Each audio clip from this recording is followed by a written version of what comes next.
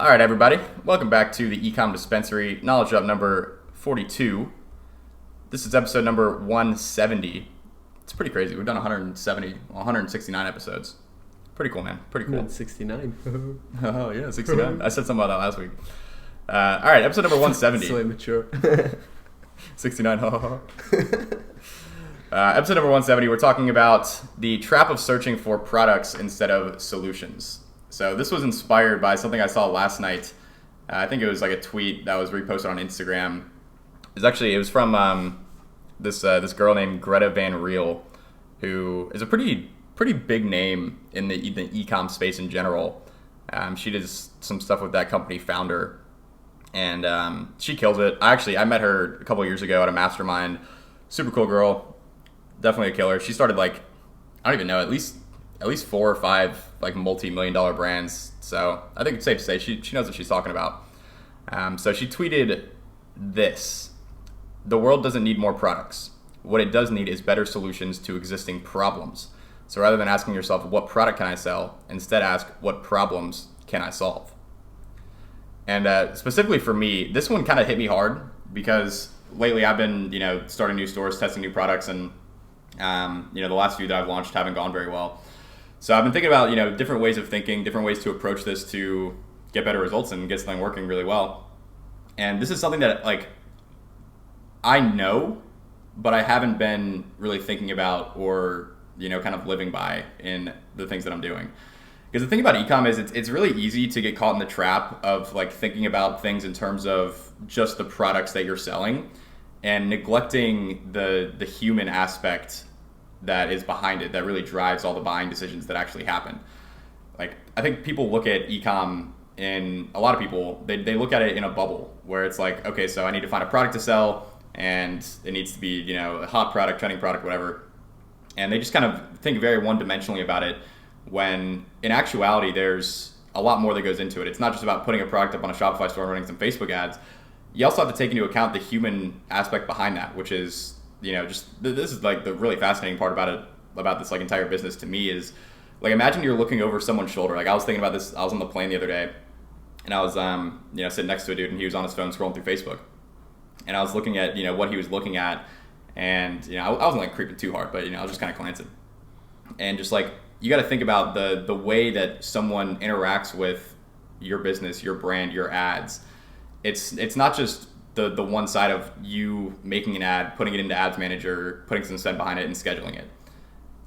On the other side of it, you have someone who's going about their day, they're going about their life, they're scrolling through Facebook, they have interests, they have desires, they have fears, they have, they're a whole person, right? They're a real human being. And I think it's very easy to not think about that side of it, which in reality is kind of the more important side of it. Everything that you can see is, it's all important. But the human aspect of why does someone click an ad? Why does someone choose to buy a product? Because you can't force someone to buy a product. They have to actually want to. And I think you really have to take that human side of it into account. And that's what this tweet really reminded me of is I haven't really been thinking about that. I've just been thinking very one-dimensionally in terms of products, what product can I sell? What market can I sell to? And just kind of thinking of it like that. And I'm not saying that can't work, but I think it's a lot more effective when you take into account the human side of it, and then really what that leads to is, what makes someone make a purchase. For the most part, it's because they saw something that resonates with them that they believe is going to be worth more to them than the money that they have in their wallet or in their bank account at that time. And what that, getting to the final point, is what that really comes down to is just providing actual, tangible, genuine value. And I don't think that a lot of dropshippers are really thinking about that because it's very, all right, what product can I sell? What's going to be hot? What's going to be trending? Very few dropshippers. I would say that a lot of dropshippers, not only are they not focused on providing actual value, but they're much more focused on just trying to take value. They're just trying to focus on getting someone to give them their money, but they're not thinking about what it actually takes to do that. And that's why this was such a great reminder for me, and it's just it really made me rethink about how I've been doing things over the past few weeks and months. You want to focus on the people. You want to focus on the problems that people have, and that's in that tweet she said. So rather than asking yourself what product can I sell, instead ask what problems can I solve. And I think that that's a really, really solid way to think about it, because ultimately, like, that's what people buy. People buy solutions to their problems. Yeah. I think some products, there's also a very strong element of like, I saw it on Instagram and I just had to buy. It's funny when you see comments like that or people leaving a review where it's like, I saw on Instagram and had to buy. Mm-hmm. Some people like really put that into words in like a funny way. Yeah. It's such a simplistic thing of I saw and had to buy. I mean, that's like the whole like the whole TikTok made me buy it thing. I think that's exactly what that is. Yeah. I think there's some products that are definitely kind of like that. And I guess if that's your product, you want to play into impulse purchase and just make it seem cool, look great, rather than being all focused on benefits and features, etc. in your copy. So if you think your product is like a real, just super strong impulse purchase like that, then set up your product page in a way that plays into that as well. Yeah. I mean, I think that can be a strategy, and that's like, I think kind of the more typical dropshipping strategy is just like trying to find products like that are like cool and trendy, and you know, someone sees them, they're like, oh my god, that's so cool. Like those, the first thing that comes to mind when I think about that is those Galaxy lamps. You know, like, does that really provide a whole lot of tangible value? I mean, I guess it can. You know, it's a cool product. It doesn't really like change someone's life, but it's a cool product. It looks really cool, and you know, I think that's kind of the main reason people buy it. Yeah, what I was thinking of was maybe less so the trendy dropshipping products, but more something that really heavily speaks to persona. Mm-hmm. There's an example. There was a guy when I was in Colombia training jiu-jitsu. There was a guy at my gym who, I believe his girlfriend had custom made it for him as a gift or something, but his rash guard said on the back of it, leg locking gringo. And that's not going to speak to most people, but leg locking gringo, and he is absolutely a leg locking gringo. Like that's kind of his thing. Like he has like one foot lock that he does really well, and that's his move. That's kind of his move. Yeah, that's kind of his shtick. So like, if you are one of us, guys traveling around South America and training jiu-jitsu, and you see an ad for leg locking gringo rash guards, it's like, I saw it and I had to buy it. It speaks so much to that specific person, and it's funny. So that's kind of what I was thinking of, more so than the generic, just cool video ad dropshipping product. I still think that plays into this perfectly, though, because what you're doing there is you're providing value to someone by like showing them something that is so specific to them that, you know, that provides a lot of value. If someone sees that, they're like, this is so cool. Like, this is literally exactly me.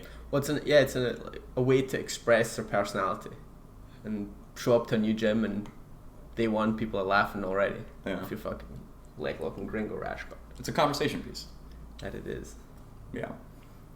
I just think that there's like, it's like a fundamental thing. This isn't like a tactical thing. This is like a very fundamental way of thinking, like almost kind of a mindset thing, where when you're thinking about new products to sell, new stores to start, you're not just thinking about, you know, what product can I sell that's going to be cool that people are going to want to buy, but thinking about how can I genuinely provide something valuable to people.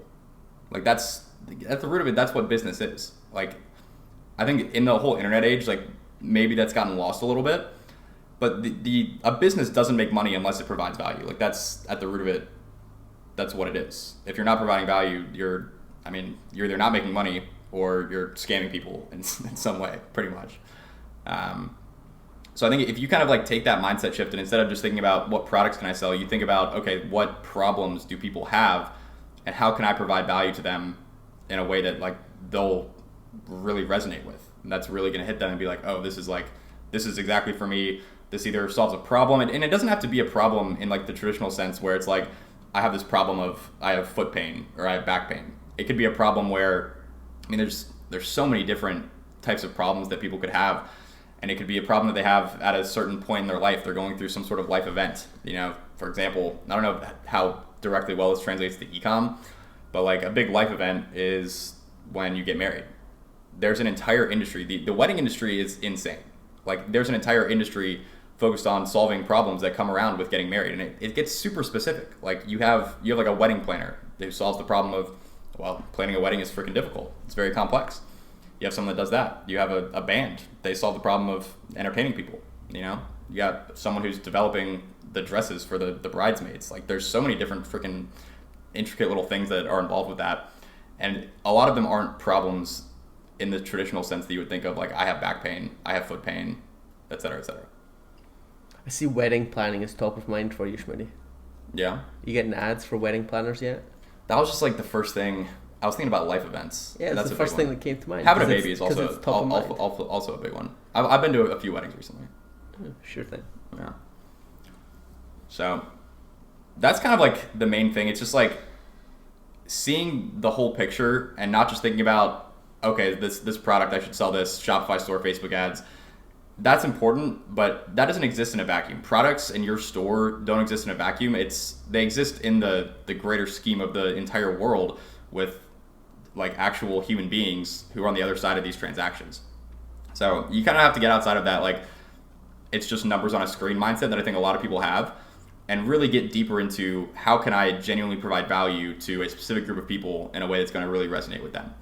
And that's kind of going to be, that's going to be my goal going forward for the next few weeks. Like that's really what I'm gonna hone in on and focus on and see how I can do that. And there's a lot of different ways that you can provide value. I mean, that could be through literally providing like value in terms of like monetarily by having a really great offer. If you just sell something for a great price, like you're providing value right there. It could be even like a piece of jewelry that isn't, super cheap or like a great offer, but it provides value because it's specific to a specific type of person. It resonates with them. It's a decent quality product, et cetera, et cetera. I was going to add that where for our main brand, the offer is obviously a huge part of it. We're always talking about that. But again, we're talking about it from the marketer's perspective of coming up with great offers, making sure your margins still work, etc. Yeah. But one of our top ads or ad formats this year has been taking that great offer and like almost translating it into the benefit that it provides, which is great. Mm-hmm. Value for money, save money. It's an investment, etc. And that's been our strongest angle this year. So really the perfect example of what this episode is. So take what makes your store work and translate it into what that does for the customer and let that inspire some ads for you. I think that's good advice. So that's the concept, folks.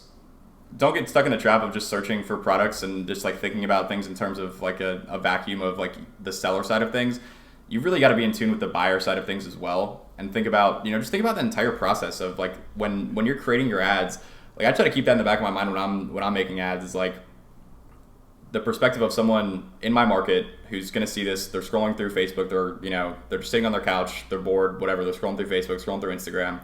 Think about it from their perspective and try to get inside their head and like figure out ways that you can provide value to them. Because ultimately, like that's what business is. And I think that the most profitable strategy is just providing a lot of value. If you provide a lot of value, that's a pretty foolproof strategy, because that's what business is. If you provide a lot of value, people are going to want to buy from you. And just don't be like a selfish dropshipper who's just like going from product to product, not even thinking about how can I actually provide value. Because I think that kind of mindset is really what gives dropshipping a bad name, honestly. Definitely. So don't be that guy, pal. I think that'll about do it for episode number 170. We'll talk to you guys in episode number 171. See you there.